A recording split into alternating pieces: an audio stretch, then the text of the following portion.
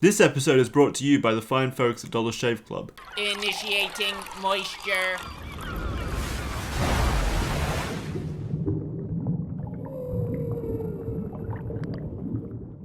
Modern horror movies are akin to a pile of dog shit. In my opinion, they're the most lazy, formulaic, and boring movies that get made, and they're only made as cash grabs so high schoolers can bring their girlfriend there and they can both go, ah, at the jump scare fest. That's not to say there haven't been great horror movies made, though, in the last couple of years. However, Hereditary is the best one, by far. If horror movies were a dick measuring contest, then Hereditary has the penis size of 3 semi-trucks lined up end to end. This movie is so far above any other horror movie I've seen in at least the last decade, it's unreal. I don't even want to touch on the story of this movie because I feel like even talking about what it's about will spoil some of the actual content of the movie. But I'm going to say this movie has the most amazing story I've ever seen in a horror movie right up until the last 10 minutes of the movie. The last 10 minutes of the movie really just drop trouser and take a hard shit on everything that was built up to that point. I really was upset with how they finished off the movie, but everything up to it was nothing shy of a horror masterpiece.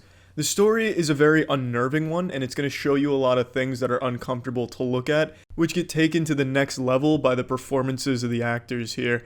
Absolutely amazing acting in this movie, and that's not something I particularly care about. I don't really pay a lot of attention to it. I'm not grading by, oh, he didn't raise his eyebrows when he was supposed to be super surprised. This is horrible acting, 10 points off, and I'm never seeing this movie again. Boycott this movie because I didn't like his micro-facial expressions.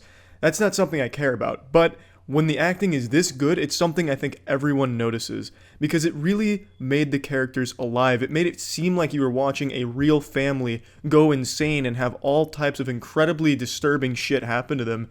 It was jaw-dropping. I've never seen acting like this in a movie, and especially not a fucking horror movie where everyone's just a cardboard cutout of the most boring two-dimensional character imaginable. This was amazing. Everyone fucking killed it in their role in this movie. The next part that makes this movie so great is they don't have this over-reliance on jump scares like every other mainstream horror movie does. There are a couple of jump scares here, but they're used sparingly and appropriately, and they're not the main scare. The scariest thing about this movie, the scariest things you experience here is the psychological shit of what the family's going through, and you feel like they're actually going through it because of the performances, and some of the shit you see. Some of the things are just disgusting to look at parts. And that's exactly how horror should be. It shouldn't be like a, did I scare the shit out of you? You know, that's not scary. That's, oh, okay, you made a loud noise. Obviously, it's going to startle me a little bit, but at the end of the day, that's just goofy and dumb. Here, it actually uses real, scary shit, which I can always appreciate. Up until the end. Like I said, the last 10 minutes, take everything it did right, and then just kind of throw it into a toilet and ejaculate on it. But up until that last 10 minutes, everything here was unique, scary, disturbing, and just incredibly enjoyable to watch. Now I feel like I should absolutely mention the last 10 minutes and why I take issue with it. Well, up until the last 10 minutes of this movie, everything has you guessing as to why things are happening, and it also is using a lot of unique approaches to not startle you, but to unnerve you. Whereas the last 10 minutes take every generic horror movie scene and combine them into one montage, like a 2008 YouTube era montage of generic horror movie shit. And it didn't land well at all. It was just kind of pathetic, in my opinion. And the explanation for why everything was happening was also kind of shit. They hinted at it building up to that, but I was hoping it wouldn't be as in your face and just downright silly to listen to when they explain it. Nor do I think they should have explained it right to your face like that. It took away a lot as well. But when I say it doesn't land well, the audience was laughing at some of the shit because they'd seen it all before. So when you see, for example, a scary thing looming in the background and just kind of floating away, I mean, it's nothing like, yikes, that's scary, that's new, I've never seen that, that's really startling and disturbing. It's not, because everyone's used to that. That's a generic horror movie shit. That had no place in this movie because they hadn't done that at all in this entire movie right up until the end, and it just ruins a lot of it. It really does, and it's really sad because this was a horror masterpiece. I think it still is if you can disregard the last 10 minutes and just go ahead and put that as like a spin-off, like a side story that got roped in here. Like, you know how in a Pixar movie they do a little short at the beginning? Well, Hereditary did that at the end. The movie ended 10 minutes before the short plays. That's how I'm going to look at it, because it's just a goddamn shame. It really is.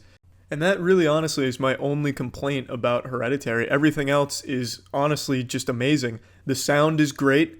Everything feels like it's happening and sounds like it's happening. The movie's shot in a really unique way. It has some really cool transitions. It has some really great framing. And that's not something I ever touch on because I don't think too many people care.